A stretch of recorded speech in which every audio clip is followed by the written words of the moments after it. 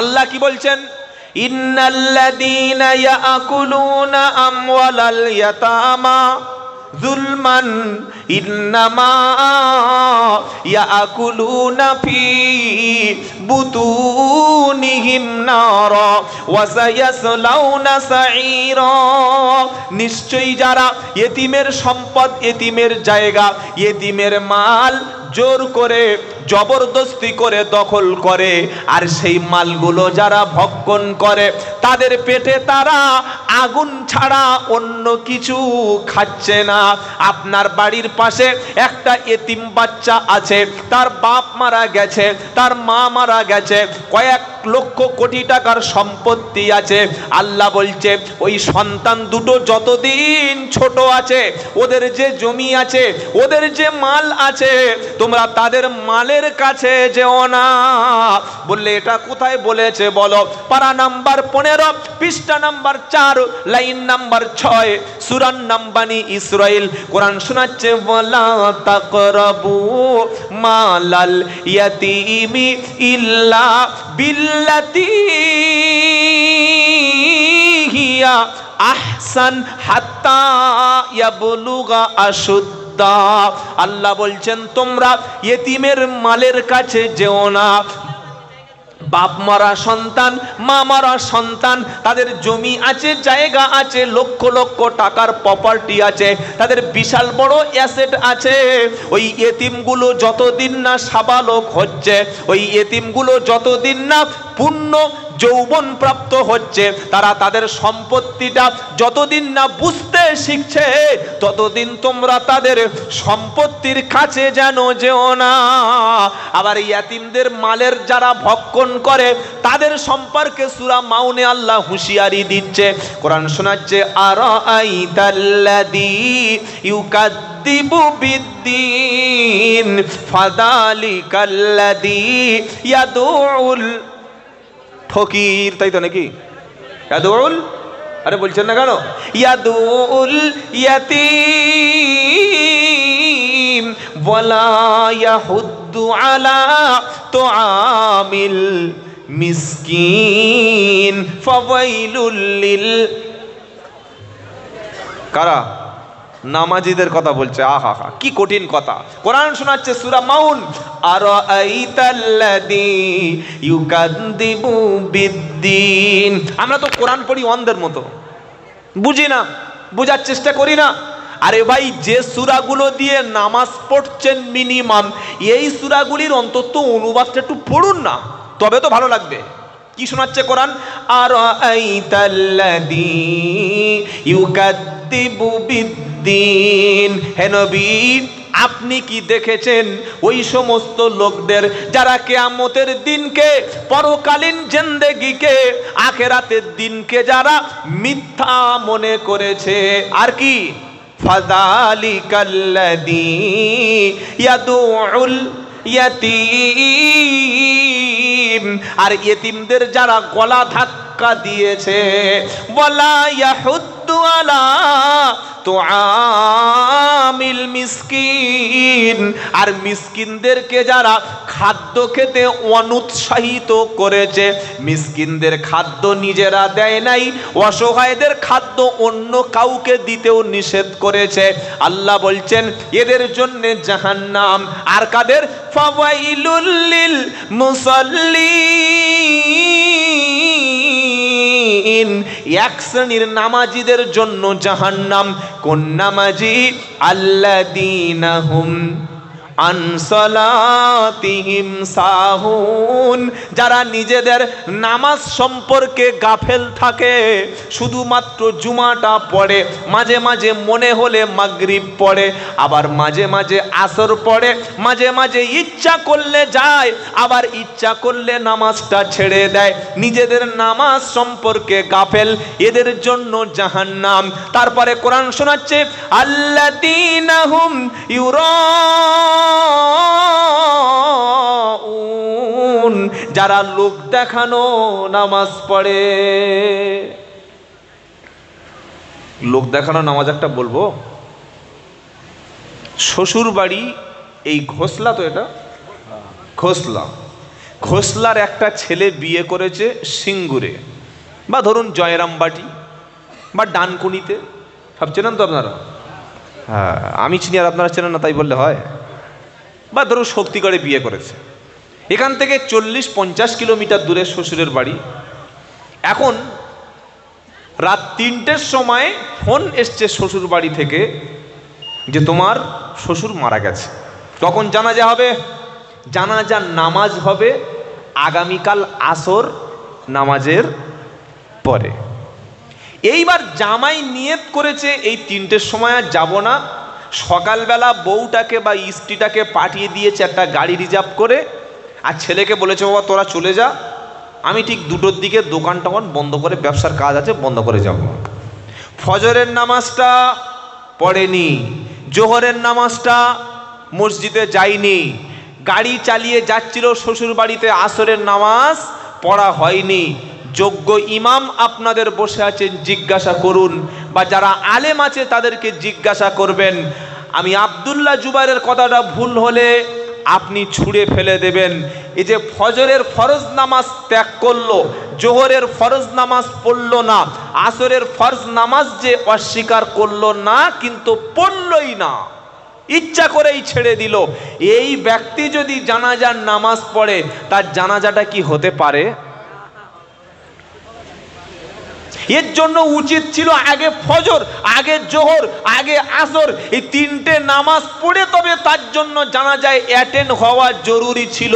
এ সব নামাজ ছেড়ে দিয়ে ওখানে গিয়ে দেখছে মাইয়েত বার করছে, মানে শ্বশুরের ওই আপনারা কি বলে, খাটিয়া বলেন না খাট বলেন, খাটিয়া, আসাদু আল্লাহ ইলাহা, লাশ বার করে, এই তাড়াতাড়ি করে মাথায় একটা ওই রুমাল ছিল না, মাথায় বেঁধে দিয়ে কাঁধে করে লা ইলাহা ইল্লাল্লাহ, লা ইলাহা ইল্লাল্লাহ বলতে বলতে জানাজার মাঠে চলে গেল। আল্লাহু আকবার। ফেরেশতারা বললে কত বড় চিটিংবাজ দেখেছো? হ্যাঁ, এই ফজরের সময়, জোহরের সময়, আসরের সময় যেটা ফরজে আইন ছিল ওটা ছেড়ে দিলে, আর যেটা ফরজে কিফায়া 3 জন পড়লে সবার হক আদায় হয়ে যাবে, ওটার জন্য তাড়াহুড়ো করলে। আমরা কি করি? আমরা 150 কিলোমিটার দূরে জানাজা পড়তে যাই, 50 কিলোমিটার দূরে জানাজার নামাজ পড়ি, আর 50 মিটার বাড়ির পাশে মসজিদ নামাজ পড়ি। আপনি মুসলমান তাই না? আল্লাহকে ধোঁকা দিচ্ছেন কি গো? আল্লাহকে ধোঁকা, আল্লাহকে ধোঁকা দেওয়ার জায়গা নাই। আর এই যারা লোক দেখানো নামাজ পড়ে তাদের ঠিকানা কিন্তু জাহান্নাম। এরা মুনাফিক। পারা নাম্বার 5, পৃষ্ঠা নাম্বার 20, লাইন নাম্বার 5, আয়াত নাম্বার 142, সূরার নাম নিসা। কোরআন শোনাচ্ছে, লোক দেখানো নামাজ যারা পড়ো তারা সাবধান হও। কি বলছে আল্লাহ? ওয়াইদা কামু ইলাস সালাতি কামু কুসালা ইউরাউনান নাসা ওয়ালা ইয়াযকুরুনাল্লাহা ইল্লা কালিলা। আল্লাহ বলছেন, তারা যখন নামাজে দাঁড়ায়, নামাজের মধ্যে শৈথিল্য ভাব, কোনো অ্যাটেনশন নাই, নামাজ পড়তে পড়তে ঘড়ি দেখছে, আবার এসিটার টেম্পারেচার কত ওটাও দেখছে, মাঝে মাঝে ফোনটা হাত দিয়ে সাইলেন্স করছে, দাড়িটা একটু চুলকে নিচ্ছে, মাথার টুপিটা ঘুরিয়ে দিচ্ছে, জামাটা একটু হাত দিয়ে টানছে, পাশের লোক কি করে দেখছে, ইমাম সেজদায় গিয়ে উঠছে না, গলার সিগন্যাল দিচ্ছে, নামাজ হচ্ছে। এটা নামাজ না, এটা নামাজ না। নামাজের কথা হুজুর বলেছে, আমি সেজন্য আর বলতে চাচ্ছি না। আমরা যে নামাজ পড়বো কার জন্যে? জোরে বলেন। আগে ফরজ পড়ো, পরে জানাজা। ফরজ নামাজ যার জীবনে নাই সে জানাজায় গিয়ে কি করবে ভাই? মাইয়ত বলছে, হ্যাঁ রে, তুই তো আমার নামাজটা পড়তে আসলি, তোর নামাজটা কি হবে বল? তুই ছুটে এসছিস আমার জন্য দোয়া করতে না, কিন্তু তোর যে ফরজ নামাজটা ছুটে গেছে, তোর দোয়াটা কে করবে? সেজন্য জেনে শুনে আজ থেকে যুবকেরা, যারা আমার মুসলমান ভাই ইমানদারেরা, জীবনে জেনে শুনে কখনো ফরজ নামাজ ত্যাগ করো না, ইনশাআল্লাহ বলেন। আজ থেকে নিয়ত করি, সব ছাড়বো, কিন্তু মসজিদ ছাড়বো না, নামাজ ছাড়বো না, কোরআন ছাড়বো না, আল্লাহকে ছাড়বো না, রসুলকে ছাড়বো না। বলি ইনশাআল্লাহ, বলি ইনশাআল্লাহ। আল্লাহ তৌফিক দান করুক, সকলে বলুন আমিন। তাহলে এতিমদের মাল ভক্ষণ করা দূরের কথা, এতিমদের সম্পত্তি ভোগ করা যাবে না। একটা লোকের ছেলে, একজন ব্যক্তি তার পয়সা আছে, ছেলেগুলোর কিন্তু চেহারা ভালো না, কোনোটা দেখতে কালো, কোনোটা দেখতে খাঁটো, শরীরে ময়লা, কিন্তু যেহেতু পয়সাওয়ালা তাই তার ছেলেকে কোলে করে আদর করছে, আলিঙ্গন করছে। আর একটা বাচ্চা, তার বাপ নাই, তার মা নাই, দেখতে খুব সুন্দর বাচ্চা, কিন্তু এতিম, তাকে কোলে নেয় না, তাকে ভালোবাসে না। এই রকম বৈষম্য আমরা মুসলমানরা করি। কিন্তু বিশ্বনবী বলে, এই এতিম বাচ্চাকে যারা লালন পালন করবে, এতিমদের মাথায় যারা হাত বুলাবে, এতিমকে যারা কাছে রাখবে, আমি নবী মুহাম্মদ মুস্তাফা সাল্লাল্লাহু আলাইহি সাল্লাম আর এতিমের লালন পালনকারী ব্যক্তি জান্নাতে পাশাপাশি থাকবো। সুবহানাল্লাহ বিহামদি সুবহানাল্লাহ। এত মর্যাদা বিশ্বনবী এতিমকে দান করেছেন। তাহলে দুই শ্রেণীর মানুষ জাহান্নামে যাবে। এক, যারা কোরআন থেকে সত্যটা গোপন করে। দুই নম্বর, যারা এতিমের মাল, এতিমের সম্পত্তি যারা ভোগ করে, দখল করে। আবার এতিমদের কথা সূরা দুহার মধ্যে আল্লাহ বলছে, আলাম ইয়াজিদকা ইয়াতীমান ফাআওয়া ওয়া ওয়াজাদাকা দাল্লান ফাহাদা ওয়া ওয়াজাদাকা আইলান ফাআগনা ফাআম্মাল ইয়াতীমা ফালা তাকহার ওয়া আম্মাস সাইলা ফালা তানহার। আল্লাহ বলছেন, নবী আমি কি আপনাকে ইয়েতিম হিসাবে পাই নাই? পৃথিবীর জমিনে সবচাইতে বড় ইয়েতিম ছিলেন মুহাম্মদ সাল্লাল্লাহু আলাইহি সাল্লাম। পৃথিবীর কোন ইয়েতিম কেউ যেন না বলতে পারে যে আমার ব্যাপারে নবী কি বলবেন। আমি তো ইয়েতিম, কিন্তু নবীর তো বাবা আছে, নবীর মা আছে, নবীর আত্মীয় স্বজন আছে। আল্লাহ বলছেন, না, পৃথিবীর কোনো অনাথ, কোনো এতিম, কোনো দরিদ্র আপনার ব্যাপারে সামান্য কিছু কমেন্টস করার মতো তাদের ক্ষমতা রাখবো না। কেন? আমি আপনাকে এমন বড় এতিম বানিয়েছি, জন্মের পরে আপনার বাপ নাই, মায়ের পেটে অবস্থায় বাপ মারা গেল, আর মাত্র 6 বছর বয়সে মুহাম্মদ সাল্লাল্লাহু আলাইহি ওয়াসাল্লামের মা চলে গেল। আল্লাহু আকবার! কত বড় এতিম! আজ আমাদের মুসলমান সমাজে, ঘোষলার মুসলমান, হুগলির মুসলমান, যদি কোনো এতিম বাচ্চা থাকে, এই এতিম বাচ্চার দায় দায়িত্বটা মুসলিম সমাজের। ওই ছেলেটা কেন রাস্তায় লেবারের কাজ করবে? ওই ছেলেটা হোটেলে গিয়ে কাজ করবে কেন? এই এতিম বাচ্চাটা কেন ভিক্ষা করবে? এই এতিম ছেলেটা লাঞ্ছনার শিকার হবে কেন? মুসলমান সমাজ থেকে টাকা দিয়ে, অর্থ দিয়ে এই এতিমের স্কুলে ভর্তি করে দেওয়া, সেই এতিমকে লেখাপড়া শিক্ষার ব্যবস্থা করা, সেই এতিমের সমস্ত দায়ভার নেওয়া, এটা মুসলিম জাতির, মুসলিম কমিউনিটির কর্তব্য। কথা মনে থাকবে ইনশাআল্লাহ। আল্লাহু আকবার। আরো একবার আপনাদের বলছি, আর কি বলো, অনেক জায়গা খালি, দেখুন ওদিক পিছনে লোক সেটা। যদি আর একটু কষ্ট করেন, আর একবার বলবো, প্লিজ, যার সামনে জায়গা আছে একটু বসে আসুন, আপনাদের ভাইদের বসতে দেন। তাকবীর দেন দেখি, নারায়ে তাকবীর। আচ্ছা, একবার দয়া করে কি একটু কষ্ট করে একবার একটু উঠে দাঁড়াবেন, একটু সবাই, একটু সবাই একটু উঠুন তো দেখি, সবাই একটু উঠুন, একবার উঠুন দেখি, একটু উঠে দাঁড়ান দেখি, সবাই কষ্ট করে উঠুন, সবাই একটু উঠুন, উঠুন দেখি। আসেন সামনে, সামনে আসেন, আসেন দেখি, সবাই একটু সামনে আসেন,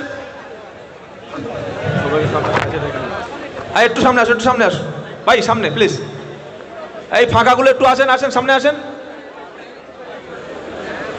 বসুন, এবার বসুন। যারা সামনে এসে গেছেন বসে পড়েন, ফাঁকা রাখবেন না, বসুন প্লিজ, বসুন, সবাই বসে পড়ুন, বসে পড়ুন। এই জায়গাগুলো কি নাপাক নাকি? এখানে কি? আল্লাহু আকবার। বসুন, সবাই বসুন। তাকবীর দেন, নারায়ে তাকবীর। এ বাবা, এই জায়গাটা ফাঁকা কেন? কথা বন্ধ করুন প্লিজ, বসুন।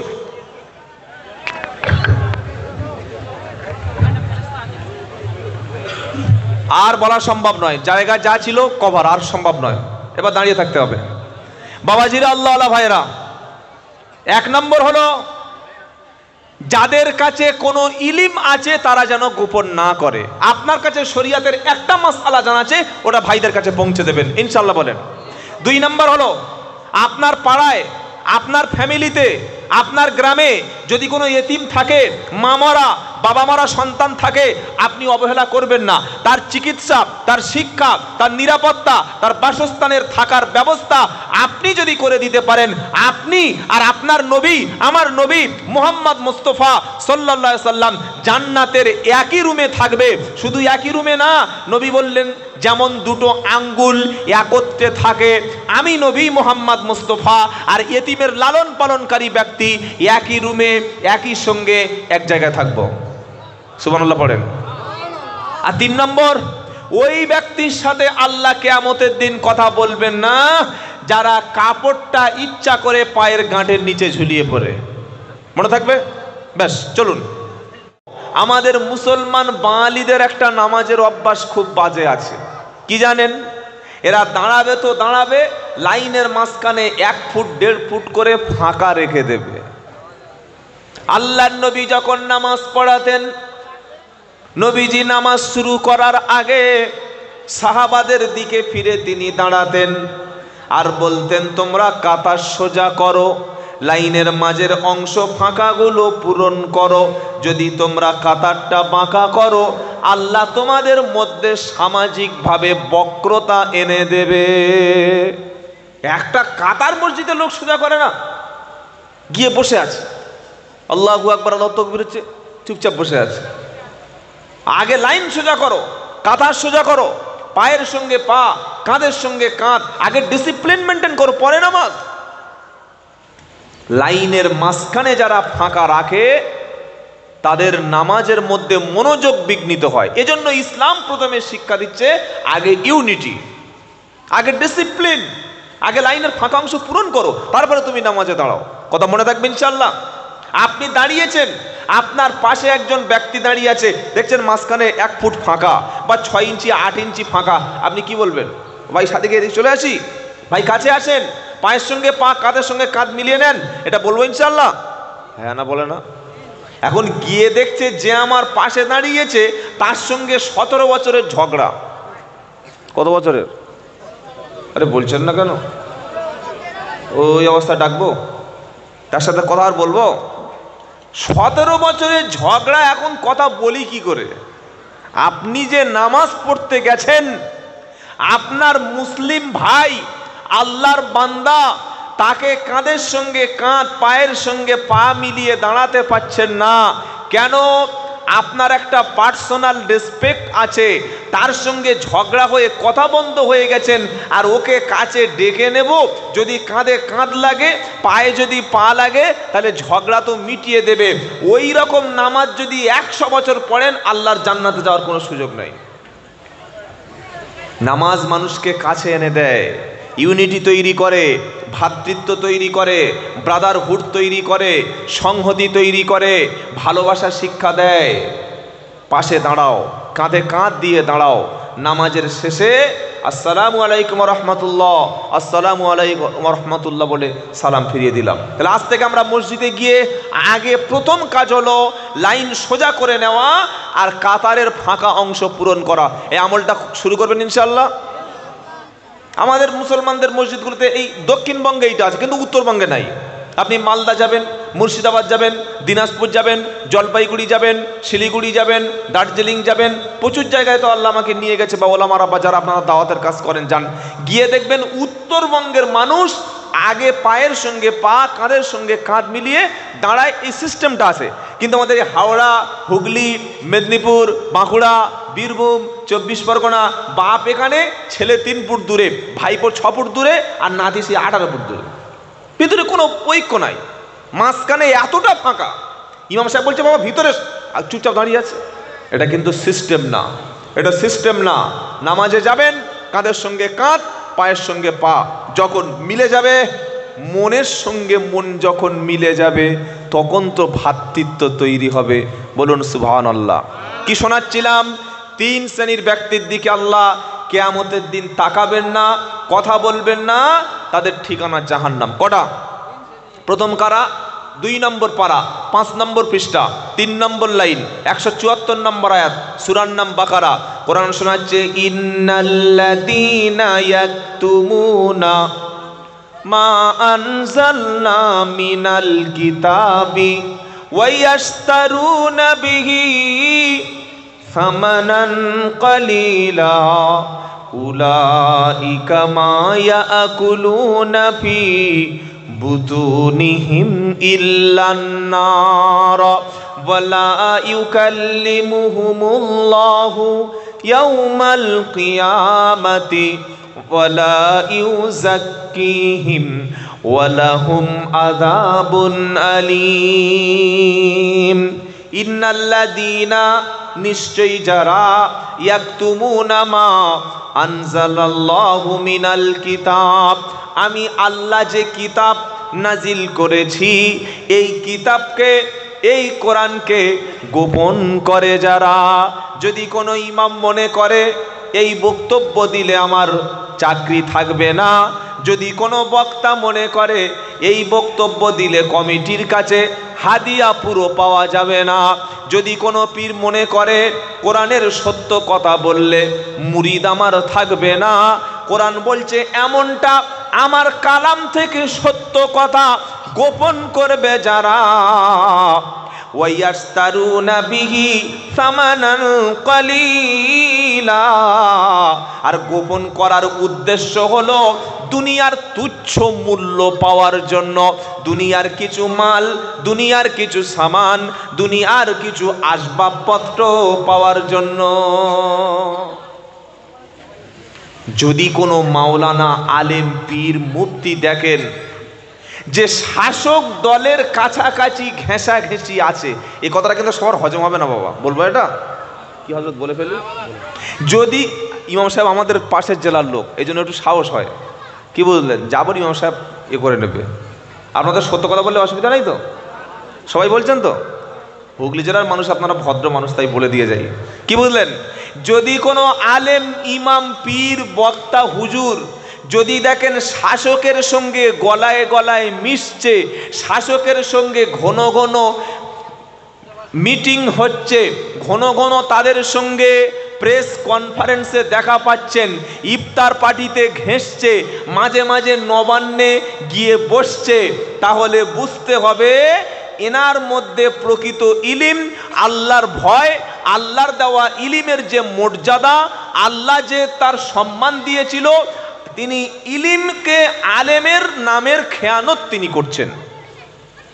কিছু বুঝতে পারেন নাই, কি বলছে বুঝতে পারছেন। কোনো আলেমকে, কোনো ইমামকে যখন দেখছেন ঘন ঘন শাসক দলের সঙ্গে মিশে গেছে, শাসকের গোলামি করছে, শাসকের হ্যাঁ তো হ্যাঁ, না তো না, বৈধ বৈধ, অবৈধকে বৈধ, যা বলছে হ্যাঁ জহুজুর ঠিক আছে, বুঝতে হবে তার মধ্যে সততা, ইনসাফ, আদল, ন্যায় নীতির অভাব।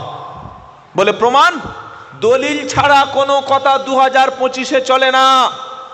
শুনে রাখুন মুসলমান, যেদিন পার্লামেন্টে, লোকসভা এবং রাজ্যসভায় ওয়াকফ অ্যামেন্ডমেন্ট অ্যাক্ট আইন যখন পাশ হয়ে গেল, আমাদের ভারতের প্রধানমন্ত্রী নরেন্দ্র দামোদর দাস মোদী এক শ্রেণীর আলেম আর মৌলবীদের সঙ্গে সেদিন মিষ্টি নিয়ে দেখা করে তাদের হাসি মুখে বরণ করেছিল।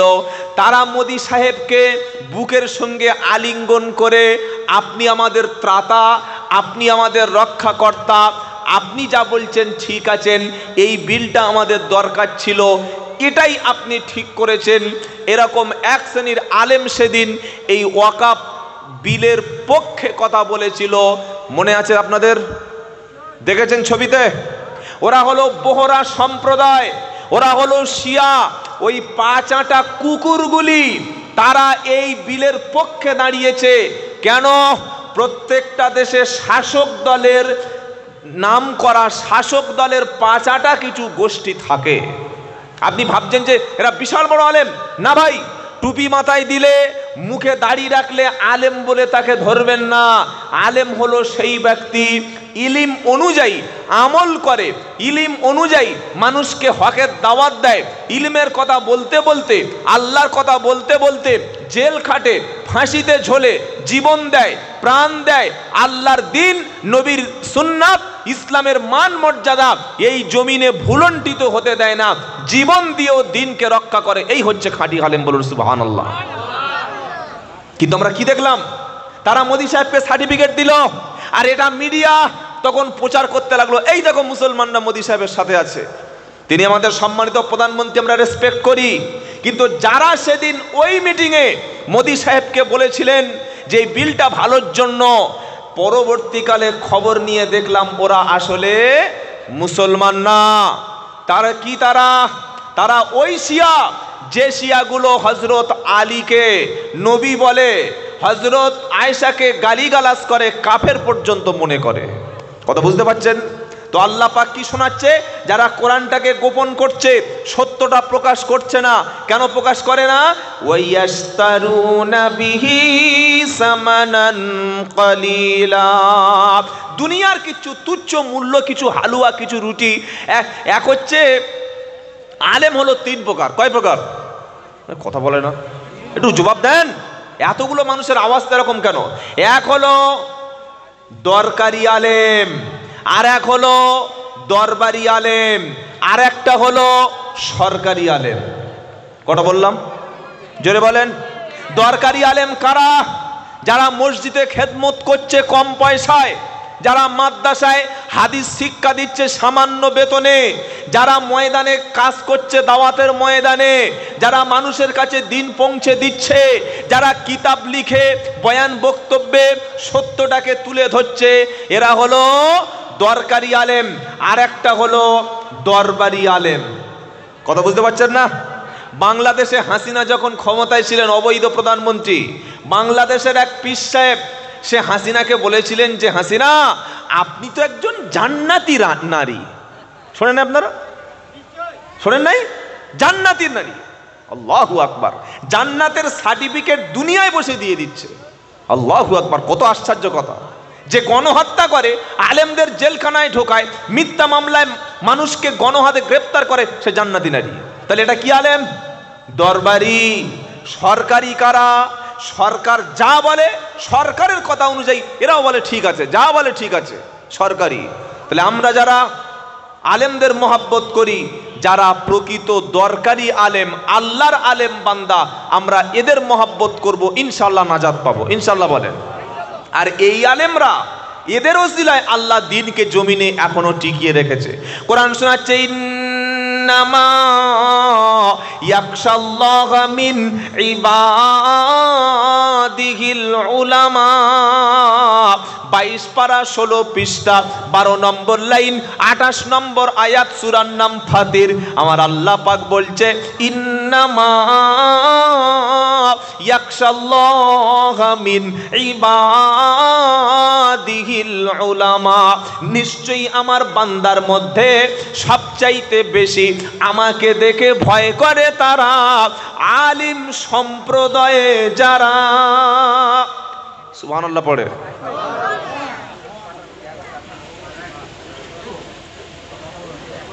আলেম সম্প্রদায় যারা। আলেম চিনুন, আলেমকে ভালোবাসুন। টুপি পরে আছে, দাঁড়িয়ে আছে, তাকে আল্লাহু আকবার তাকবীর দিয়ে হুজুর জিন্দাবাদ বলে পিছনে ছুটবেন না, এমন গাড্ডায় পড়ে যাবেন, ফেঁসে যাবেন। আর হাক্কানি আলেম পেলেই আলেমের কথা অনুযায়ী জীবন কাটাবেন, আপনার ঠকতে হবে না। সুবহানাল্লাহ বলেন। আলেম বিদ্বেষী হবেন না, তাহলে মৃত্যুটা কুফরির অবস্থায় হতে পারে। আলেমের সোহবতে থাকুন, আলেমকে ভালোবাসুন, তবে আগে দেখুন তিনি আলেম কিনা। এই আলেম সম্পর্কে নবী একটা হাদিস বলছেন, কি? কুন আলিমান আও মুতাআল্লিমান আও মুস্তামিআ আও মুহিব্বা লাহু ওয়ালা তাকুনিল খামিসা। নবী বললেন, হয় তুমি আলেম হও। কি হও? আরে বলছেন না কেন? হয় তুমি আলেম হও, আলেম না হতে পারো, আও মুতাআল্লিমান, আলেমের ছাত্র হও, আলেমের ছাত্র যদি না হতে পারো, আও মুস্তামিয়া, কমপক্ষে আলেমের কথা শোনো, সেটাও যদি সম্ভব না হয়, আও মুহিব্বা লাহু, কমপক্ষে আলেমের ভালোবাসা অন্তরে রেখে দাও, ওয়ালা তাকুনিল খামিসা, 5 নম্বর যেন হয়েও না, এর বাইরে যেন যেও না। আলেম না হতে পারলে কথা শোনো আলেমের, আলেমের কথা শোনার সৌভাগ্য না হলে আলেমের ছাত্র হও, ছাত্র যদি না হতে পারো কমপক্ষে আলেমের মহাব্বত দিলে রেখে দাও, আর এর বাইরে গেলে ধ্বংস হবে ধরে নাও। আলেমের ছাত্র হব ইনশাআল্লাহ, নিয়ত আছে? আছে, নিয়ত আছে? মাগরিবের নামাজ পড়ে মুসলমান ছেলে বড় বড় পাকা পাকা নামাজি এখনো সূরা ফাতিহাটুকু পড়তে জানে না, এ লজ্জা বলবো কার সাথে? নামাজ পড়েই বাড়িতে, নামাজ পড়ে দোকানে আড্ডা। কেন? যোগ্য ইমামের কাছে বসে আমি কোরআন শিখতে পারি না। জুমার দিন নামাজ পড়ে মসজিদ থেকে বার হচ্ছে, বার হয়েই জিজ্ঞাসা করলাম, চাচা জুমার নামাজ তো পড়লেন, তো শেষে সালাম ফিরানোর আগে কটা দোয়া পড়েছেন? চুপচাপ বলুন কটা দোয়া পড়েছেন? জানি না। কি জানি না? আপনি যে জুমার 2 রাকাত ফরজ নামাজ পড়লেন, তো সালাম ফিরানোর আগে বইটাকে বসে কটা দোয়া পড়তে হয় ভাই?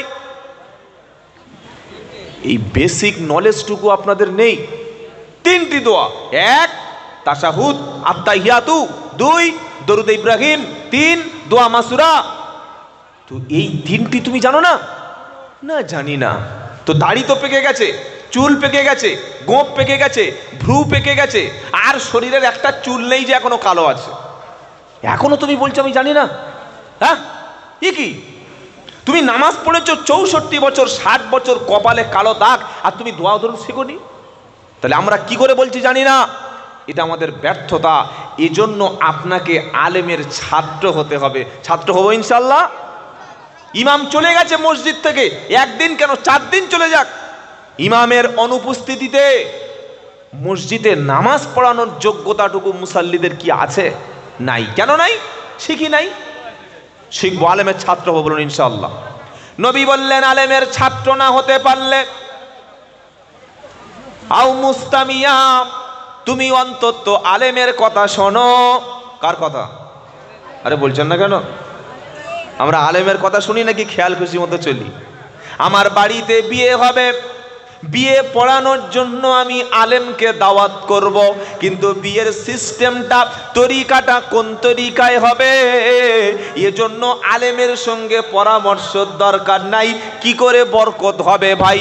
আমি ব্যবসা শুরু করতে যাব, ব্যবসা শুরু করার জন্য আলেমকে ডেকে এনে দোয়া করিয়ে নেব, আলেমকে ডেকে এনে খতম পড়িয়ে নেব, আলেমকে ডেকে এনে দোকান উদ্বোধন করিয়ে নেব, কিন্তু ব্যবসাটা কেমন করলে আল্লাহ খুশি হয়, ব্যবসাটা কেমন করলে ইবাদত হিসাবে কবুল হয়, ও বিষয়ে আলেমের সঙ্গে কোনো পরামর্শ করি না।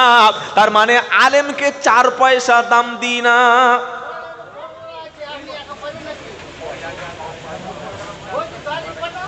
বাবাজিরা, আল্লাহ ভাইরা, মসজিদে ইমাম রাখি, মুরগি জবাই, বিয়ে পড়ানো আর জানাজা, এর বাইরে আলেমের কি ভূমিকা আমরা সমাজে রেখেছি বা রাখতে দিয়েছি বলুন? মুরগি জবাইয়ের জন্য কভার করতে পারেন, লোক অনেক আসছে, মাঝখানে জায়গা খালি আছে। আল্লাহু আকবার। লোকের দিকে জায়গা দেওয়া যাচ্ছে। কি বলবো বলুন তো? ইমাম সাহেব বলছেন যদি সম্ভব হয়, ওই যে বললাম পাশাপাশি একটু চেপে চেপে, আর প্রচণ্ড গরমও তো, তাও বুঝতে পারছি, একটু যদি সম্ভব হয় একটু পাশাপাশি জায়গাগুলো একটু মানে যেগুলো ফাঁকা আছে একটু কভার করে নিন প্লিজ, একটু আগে আসেন আর জিকির করুন লা ইলাহা ইল্লাল্লাহ, লা ইলাহা ইল্লাল্লাহ। সবাইকে বলছি একটু নড়ে আসুন, একটু নড়ুন, একটু মুভ করুন প্লিজ, একটু সামনে এগিয়ে আসেন সবাই। এ ভাই আপনারা কি হলো, প্লিজ একটু সামনে এগিয়ে আসেন। লা ইলাহা ইল্লাল্লাহ, লা ইলাহা ইল্লাল্লাহু মুহাম্মাদুর রাসূলুল্লাহ সাল্লাল্লাহু আলাইহি সাল্লাম। খুব গুরুত্বপূর্ণ কথা, খুব খেয়াল করে শুনুন। তাহলে আমাদের আল্লাহর নবী কি বললেন? আলেম হও, আলেম না হতে পারলে আলেমের ছাত্র হও, ছাত্র না হতে পারলে আলেমের কথা শোনো, আলেমের কথা শোনার সুযোগ যদি না হয় আলেমকে ভালোবাসো। এই 4টের মধ্যে যদি তুমি থাকো তাহলে তুমি বেঁচে গেছো। শুনছেন আপনারা? আর যদি 4টের বাইরে যাও, আলেম হলে না, আলেমের কথা শুনলে না, আলেমের কাছে তুমি বসলে না। আর অন্তরে আলেম বিদ্বেষী রোগ। আলেম বিদ্বেষী রোগ মানে এক সময় তুমি ইসলাম থেকে বার হয়ে যেতে পারো। বললে প্রমাণ, উত্তর 24 পরগনার একটা ছেলের নাম হচ্ছে সাবির আলী। আপনারা অনেকে নাম শুনেছেন। এই শয়তান, সে গত দুদিন আগে মিডিয়ার সামনে এসে বাইট দিচ্ছে, বলছে যে কাশ্মীরে যে নৃশংস, যেটা ঘৃণা করার কোনো ভাষা নাই, যে জঙ্গি হামলা হয়েছে, যেটার নিন্দা সারা ভারতবাসী করছে, ওই হামলার জন্য আমি ইসলাম ত্যাগ করে দিলাম। What reasoning? যুক্তিটা কি? জঙ্গি হামলা হয়েছে, আমরা তাদেরকে নিন্দা করি। শুধু নিন্দা না, যারা জঙ্গি হামলা করেছে, যারা পাকিস্তানি টেরোরিস্ট, আমাদের দেশের যারা ক্ষমতা আছে তাদের উচিত অবিলম্বে তাদের শাস্তি তাদের দিয়ে দেওয়া। কিন্তু তার জন্য তুমি ধর্ম ত্যাগ করবে কেন? পাড়ায় যদি কোনো ধর্ষণ হয় তাহলে তুমি কি লিঙ্গ কেটে ফেলে দেবে? কি বলছি কথা বুঝতে পারছেন না? পাড়ায় ধর্ষণ হয়েছে, লিঙ্গ কেটে ফেলে দেবো? এ কি যুক্তি? তো এক সময় মানুষ আলেমদের সঙ্গে সম্পর্ক নষ্ট করতে করতে এই অবস্থা হয়ে যায়। তাই আর একবার বলছি, হাদিসটা 4টির মধ্যে যেন আমাদের নাম থাকে, হয় আলেম, আলেম না হতে পারলে আলেমের ছাত্র। জোরে বলেন আলেম হব ইনশাল্লাহ বলেন। বলে যদি বুড়ো বয়সে আলেম হওয়া যায়, যাবে, অফকোর্স অবশ্যই যাবে। ওযু করে, গোসল করে, কোরআন নিয়ে ইমামের কাছে বসে যান, আর কোরআন নিয়ে ইমামের কাছে ছাত্র হিসাবে বসে যান। নবী বললেন, খায়রুকুম মান তাআল্লামাল কুরআনা ও আল্লামাহু, তোমাদের মধ্যে সবচাইতে উত্তম হলো তারা নিজে কোরআন শেখে যারা, অপরকে কোরআন শিক্ষা দেয় যারা। সুবহানাল্লাহ পড়ে। আলেমের ছাত্র হবেন তো ইনশাআল্লাহ বলেন। কোরআন নিয়ে যখন সময় হলো, মসজিদে ইমামের কাছে বসো, বসে বসে আল্লাহর কালাম নিয়ে পড়তে তুমি শুরু করো। যত বেশি পড়বে তত বেশি জানবে, যত বেশি জানবে তত বেশি শিখবে, আর যত বেশি শিখবে তত বেশি তুমি আল্লাহ ভীরু হবে। সুবহানাল্লাহ বলেন। তুমি যখন পড়বে না তখন কিছু জানবে না, তুমি যখন পড়বে না ইসলাম কিছু জানবে না, আর যখন তুমি জানবে না ধর্ম তখন মানবে কি করে? এই 2 ঘন্টা শুনে হয়? বলছেন না কেন? এই জন্য পড়া লাগবে, স্টাডি লাগবে, মুতালা লাগবে, বারবার কোরআন নিয়ে ভাবতে হবে। কি শুনছেন আপনারা? আল্লাহ কি বলছেন? আফালা ইয়াতাদাব্বারুনাল কুরআন আম আলা কুলুবিন। আল্লাহু আকবার। আল্লাহ বলছেন তারা কোরআন নিয়ে ভাবে না, গবেষণা করে না। আম আলা কুলুবিন আকফালুহা, তাদের অন্তরে কি মোহর মারা আছে, তাদের অন্তর কি লক হয়ে গেছে? কেন তারা কোরআন নিয়ে ভাবে না? তাই আমরা যারা এসেছি ভাই, সকলের চেষ্টা করি কোরআন বেশি করে পড়বো, আলেমের কাছে বসে ইনশাআল্লাহ বলেন। আলেম না হতে পারি, আলেমের ছাত্র হব, আর সেটা যদি সম্ভব না হয় আলেমের কথা শুনবো। কথা শুনবো কার? আরে বলছেন না কেন? বক্তা নয়, বক্তা প্রচুর আছে, প্রচুর ধান্দাবাজি কারবার আছে। কি বুঝলেন? আপনাকে বক্তব্য করে বলবে কোনো একটা মানে শিরকের কথা বলে যাবে, আপনাকে কুসংস্কার শিখিয়ে দিয়ে চলে যাবে। বক্তা বক্তব্য করলো 2 ঘন্টা, কোরআনের আয়াত নাই, নবীর একটা হাদিস নাই, এসে সমাজে ডিভাইড করে দিয়ে চলে গেল। এ কি না বললো নামাজ, না বললো দিন, না বললো ইসলাম, না মানুষের ভ্রাতৃত্ব, না মহব্বত। 2 ঘন্টা বক্তব্য, 20,000 টাকা নিয়ে চলে গেল, একটা কোনো কোরআনের কথা নাই, হাদিসের কথা নাই। আমরা সেগুলো তার পিছনে ছুটছি। আপনি গোমরাই হয়ে যাবেন, আপনি গোমরাই হবেন। তাই আলেমের কথা শুনবেন। আর 4 নম্বর, আলেমের ভালোবাসা যেন অন্তরে থাকে। আলেমের ভালোবাসা আছে ইনশাআল্লাহ? সবার আছে? আমরা বললাম হুজুর আপনার খুব ভালোবাসি, বিপদে পড়লে তাই আপনার কাছে ছুটে আসি, মুরগি জবাইয়ের সময় হুজুর আপনার কাছে আসি, আর মেয়ের বিয়ের সময় আপনার কাছে বসি, বাপ মারা গেছে তাই হুজুর কোথায় খুঁজতে মসজিদে ছুটে আসি। আরে বলছেন না কেন? তার আগে আর আলেমের খোঁজ হয়? তার আগে আর ইমাম সাহেবের খোঁজ হয়? অথচ ইমাম মানে নেতা, ইমাম মানে লিডার, ইমাম মানে সবার নেতা। ইমাম যদি সবার নেতা হলো, তাহলে সমাজে ইমামের কি ভূমিকা আমরা রেখেছি বলুন? আজ থেকে নিয়ত করুন আলেমের কথা অনুযায়ী জীবন যাপন করব, বলুন ইনশাআল্লাহ। জীবনে ঠকতে হবে না, তবে আলেম যেন যোগ্য আলেম হয়। কথা মনে থাকবে? টাকা দিচ্ছে বলে ভুল ফতোয়া দিয়ে দেবেন, তাহলে সে তো গোলমাল লেগে গেল। তাহলে আমি কি শোনাচ্ছিলাম? 3 শ্রেণীর ব্যক্তির সঙ্গে আল্লাহ কিয়ামতের দিন কথা বলবে না। প্রথম কারা? যারা আল্লাহর কোরআন থেকে কথা গোপন করেছিল, সত্যকে যারা চেপে দিয়েছিল। কিসের জন্য? লিয়াস্তারু বিহি সামানান কলিলা, দুনিয়ার তুচ্ছ মূল্য কিছু অর্থ কামানোর জন্য সত্যকে চেপে দিয়েছে যারা। আল্লাহ বললেন লিয়াস্তারু বিহি সামানান কলিলা ওয়ালা ইউকাল্লিমুহুমুল্লাহু ইয়াউমাল কিয়ামা। আমি আল্লাহ এমন আলেমের সাথে, এমন কোরআনকে চেপে দেওয়া ব্যক্তির সাথে, আল্লাহর কালামের সত্য কথাটা যারা গোপন করেছে, এমন ব্যক্তির সাথে আমি আল্লাহ কিয়ামতের দিন কোনো কথা বলবো না। ওয়ালা ইউজাক্কিহিম, আমি আল্লাহ তাকে পবিত্র করব না, তাকে আমি পবিত্র অবস্থায় নেব না। আর ওয়ালাহুম আযাবুন আলীম, তার শাস্তি হবে কঠিন মর্মান্তিক শাস্তি। সেজন্য যাদের কাছে কোনো ইলম আছে, আমরা যেন এটাকে গোপন না করি। শরিয়াতের বিষয়ে যখন আপনাকে কেউ জিজ্ঞাসা করছে, খুব ভালো করে লক্ষ্য করুন, শরিয়াতের কোনো বিষয় আপনার কাছে জিজ্ঞাসা করছে আর আপনি জেনে চুপচাপ আছেন, জেনে চুপচাপ বলছেন না, তাহলে কিয়ামতের দিন আপনাকে বোবা শয়তান করে তোলা হবে। বোবা শয়তান কারা? শরিয়াতের বিষয়, দ্বীনের বিষয়, শিক্ষার বিষয়, ইলমের কোনো বিষয় আপনাকে জিজ্ঞাসা করছে আর আপনি গোপন করছেন, বলছেন না, তার শাস্তি কি?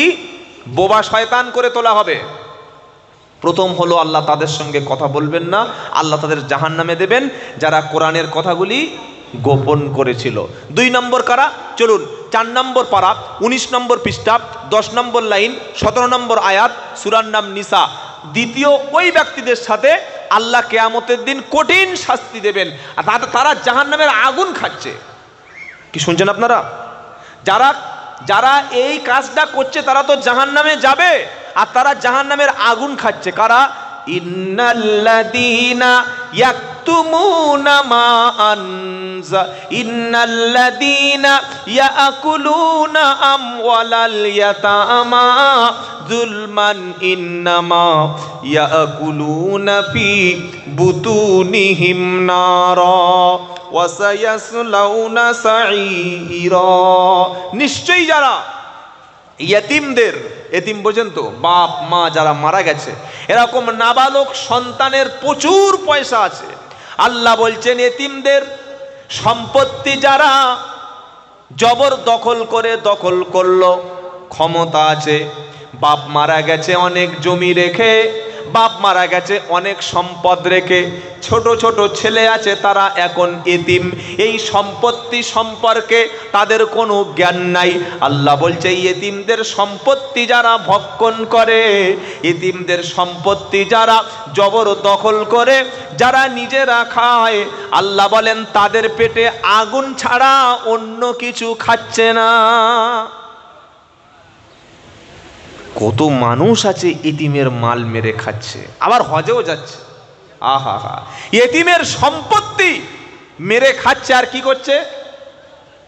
এবার একটা সত্য কথা বলি, এটা রিপোর্ট আছে, সেটা কি?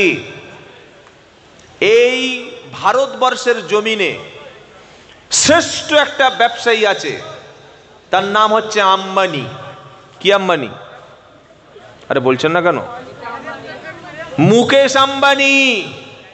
মুকেশ আম্বানির বিল্ডিংটা কোন জায়গায় আছে ভাই বলেন? মুম্বাইতে। বিল্ডিং এর নামটা কি? অ্যাঞ্চেলিয়া। সেই বিল্ডিংটা হচ্ছে একটা ইউনিক বিল্ডিং, এক অদ্বিতীয় বিল্ডিং। যখন এই বিল্ডিংয়ের জায়গাটা সম্পর্কে তদন্ত করা হলো, তদন্তের রিপোর্ট যেটা প্রকাশ হয়েছে, এই মুকেশ আম্বানির অ্যাঞ্জেলিয়া যে বিল্ডিংটা, এই বিল্ডিংটা ছিল